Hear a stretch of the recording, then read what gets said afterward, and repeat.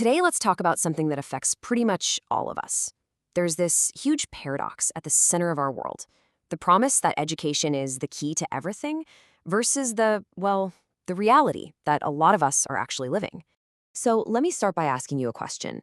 When you think about people who have literally changed the world, names like Bill Gates, Mark Zuckerberg, Richard Branson, what do they have in common? Well, besides being incredibly successful, a whole lot of them walked away from the one path we're all told is the only way to get there. So what exactly did they know that so many of us don't? You know the deal we're sold. It's a simple little formula.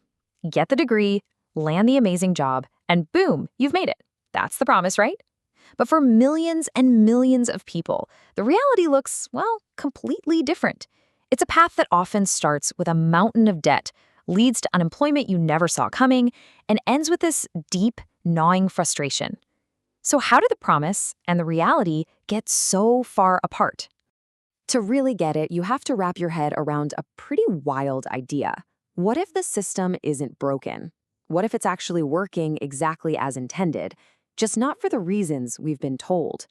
It was designed from the very beginning with one core purpose in mind: obedience.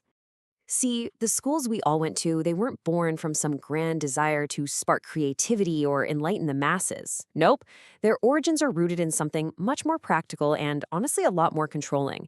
And to find out what that is, we need to take a trip back in time. Our story begins way back in 19th century Prussia. It was a powerful kingdom that had just suffered a massive, humiliating military defeat. And they decided the problem wasn't their weapons or their strategy, it was how their soldiers were thinking. Okay, so picture this. It's 1806, and Prussia just got absolutely steamrolled by Napoleon's army. When the Prussian leaders did a post-mortem, their conclusion was kind of shocking. They said our soldiers are too independent. They're thinking for themselves on the battlefield instead of just following orders. So their solution was radical. They created a brand new, mandatory 8-year school system with one single goal: to churn out mindlessly obedient soldiers who would follow any command without a second thought. And this wasn't some kind of accidental byproduct. It was the entire point. The system was consciously engineered to crush a student's individual will. I mean, think about the structure of a school day even now.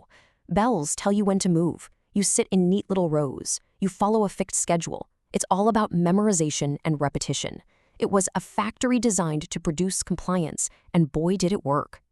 Now, when you have a system that's that good at creating obedient people, other powerful folks start to take notice. As the world lurched into the Industrial Revolution, this Prussian blueprint was picked up and adapted for a totally new purpose: to create the workforce for the factories. It's incredible how perfectly the model transferred over. The army needed obedient soldiers to follow military commands. The new industrialists needed compliant workers to follow factory instructions.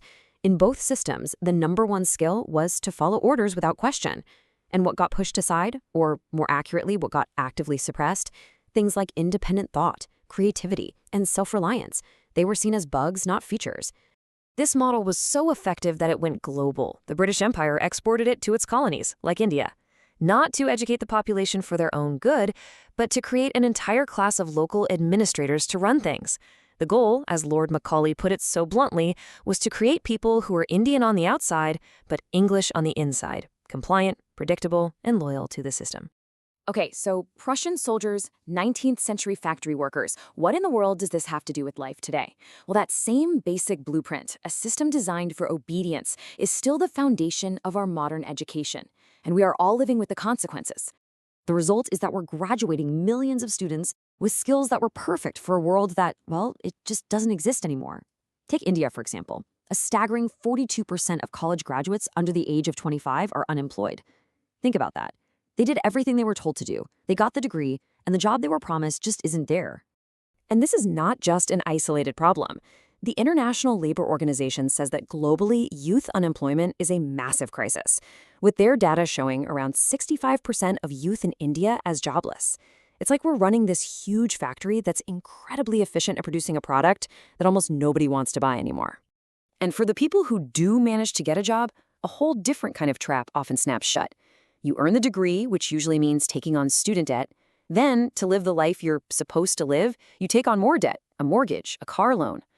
And all of a sudden, the main emotion driving your life is fear. The fear of losing the one job that keeps the whole house of cards from collapsing. You end up stuck, living paycheck to paycheck. When you step back, the ultimate cost is just mind-blowing. People spend more than a quarter of their entire lives on this conveyor belt system only to get a job building someone else's dream, often for a founder who decided to jump off that same conveyor belt years ago. So if the system is a trap, how the heck do you escape? Well, it's not about giving up on learning. Far from it. It's about taking back control of your own education and designing a path that actually leads to success in the real world. The most important question is no longer, what degree should I get? The real question, the one we all need to be asking now is, what valuable skills do I need? And what's the fastest, most effective way for me to learn them? This new path really breaks down into 3 huge mindset shifts. First, you have to shift your focus away from grades and degrees and onto practical, high-demand skills that people will actually pay for.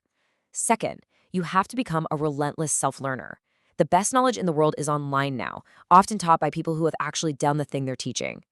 And third, you have to change your goal. Stop chasing this illusion of job security and start building real, actual financial independence. Okay, great, you might be thinking, but where do I find these magical, high-value skills? You have to become a detective. Start by looking at industries that are exploding. AI, green energy, you name it. Go on job sites like LinkedIn and read the descriptions for the roles you want. The required skills section? That's your treasure map. Follow the top people in your field and see what skills they're actually using, day in and day out.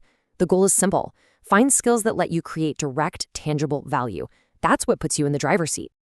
And hey, for any parents who might be watching, this is huge. The goal shouldn't be to just push for better grades. Instead, encourage your kids to explore, to tinker, to follow their own interests way beyond the syllabus. Because real, deep learning, that's always powered by curiosity, not by a curriculum. Look, the bottom line is this.